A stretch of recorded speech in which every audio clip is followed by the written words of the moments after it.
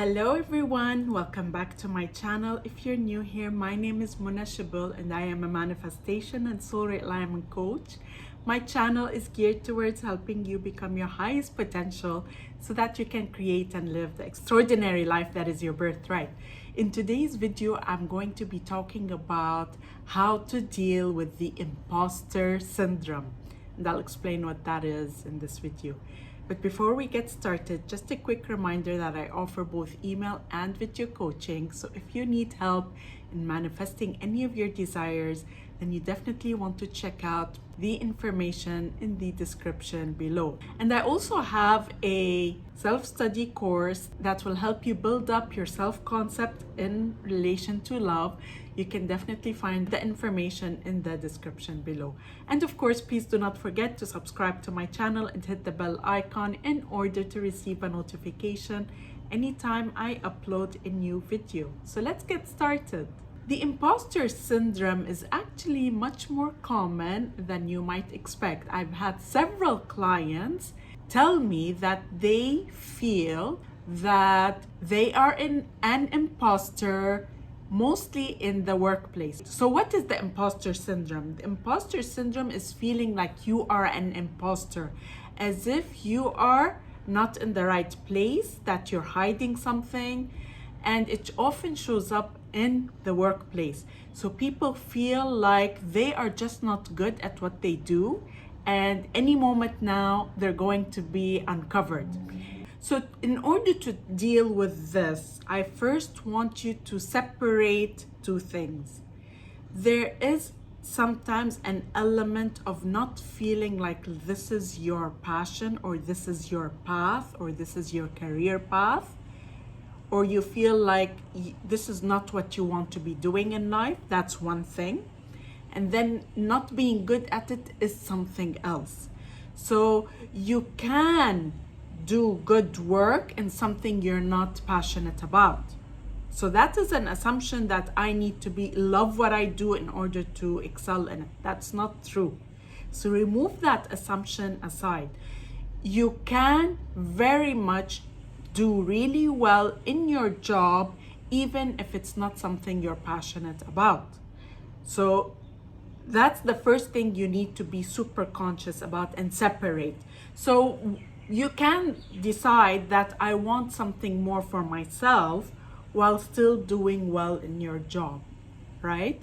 So you want to make sure that that's the first thing that you separate. The second thing is you have to remind yourself that it is all your inner judgment around the situation.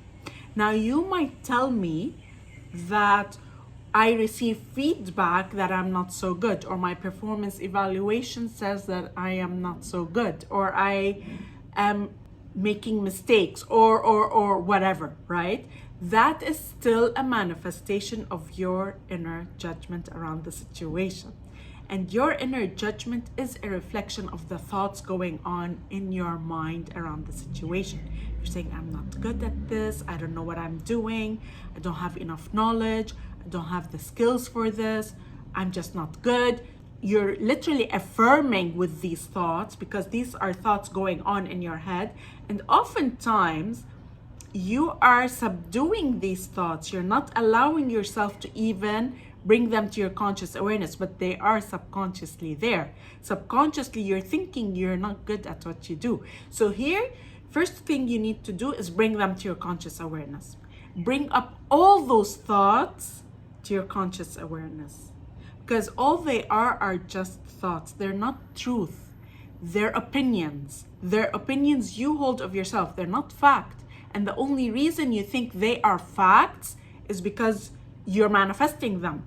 The reality is mirroring your own thoughts, right? But it always starts with your thoughts, always. So you have to list out all these thoughts or limiting assumptions that you have around yourself and about your self-concept in relation to your work.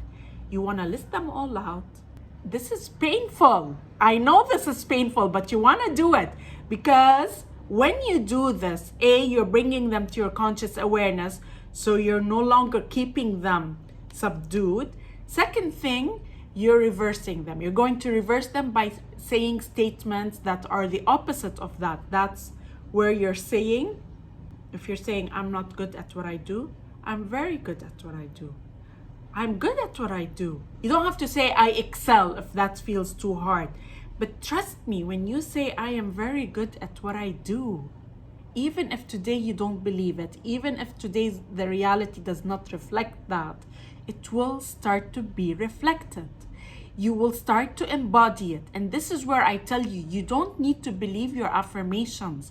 You can be repeating a whole lot of what you think is BS and still manifest it, because your subconscious mind is always taking in what you are feeding it. But the thing you have to do is bring to your conscious mind those beliefs that you have in your subconscious or your unconscious beliefs. Because by saying beliefs, by the way, they're not difficult to release. You don't have to do much work to release beliefs. You think you do, you don't.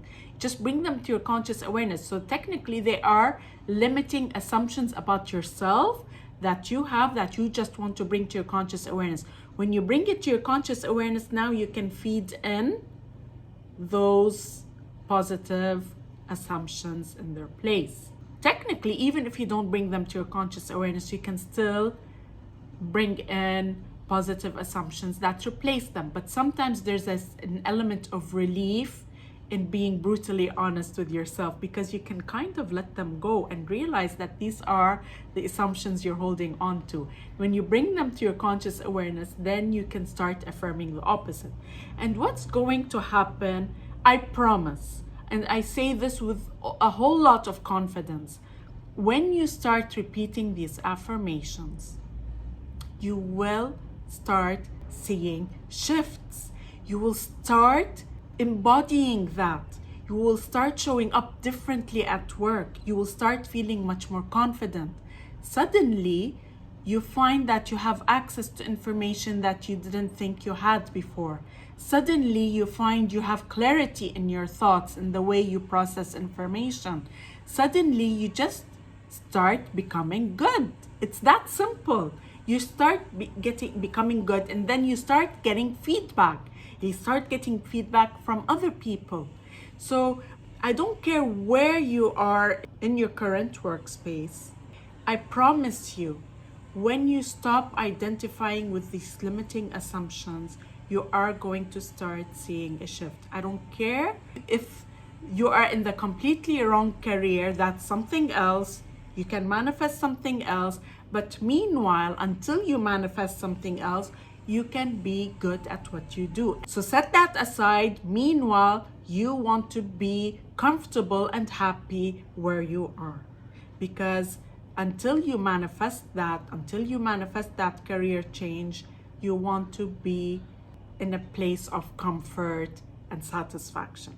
I hope that you liked this video. If you did, then please like, comment, and share. And I look forward to seeing you again in the next video.